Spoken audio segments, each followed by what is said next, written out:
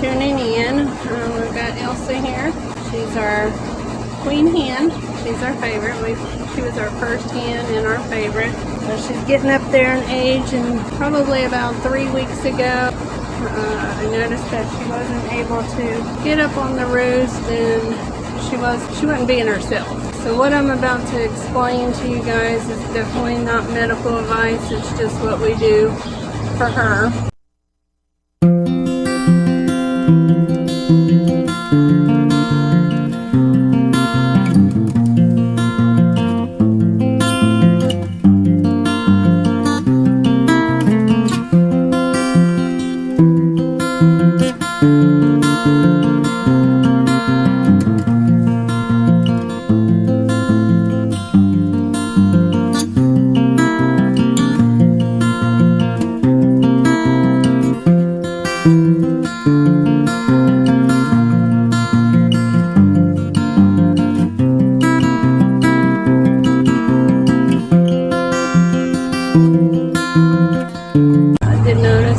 Starting to get full again, so it's all right, honey. So I gonna have to drain her again.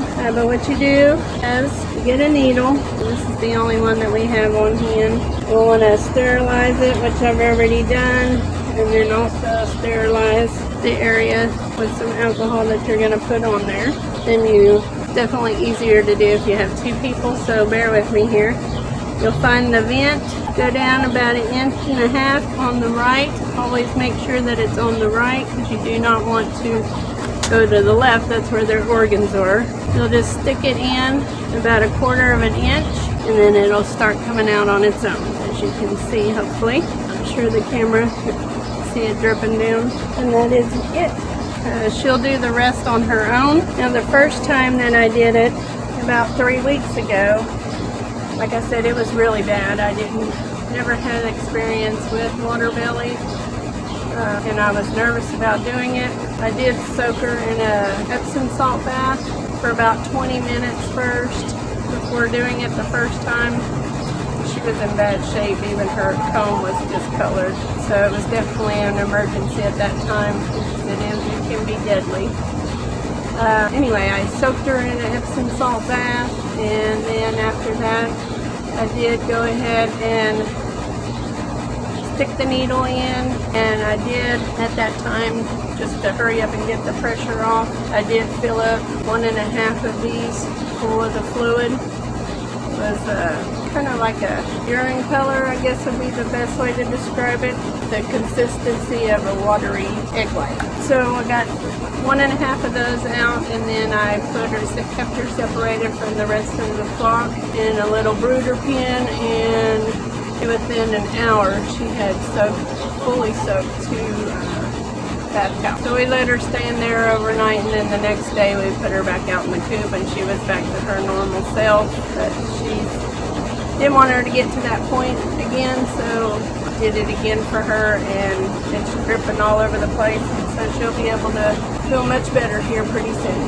Anyways, again, this is not medical advice. Sorry that I rambled on about it, but I know not everyone can take their chicken to the vet, or not everyone has a vet around their area that can see chickens. It is such an emergency situation that I wanted to let you guys kind of see how that you can do it at home yourself. So this is the fluid that she's been able to expel so far. And as you can see, it is still dripping, and she's just walking around like normal. So it does not hurt them. It only helps. Thanks for tuning in, and y'all have a blessed week. Say goodbye, girls.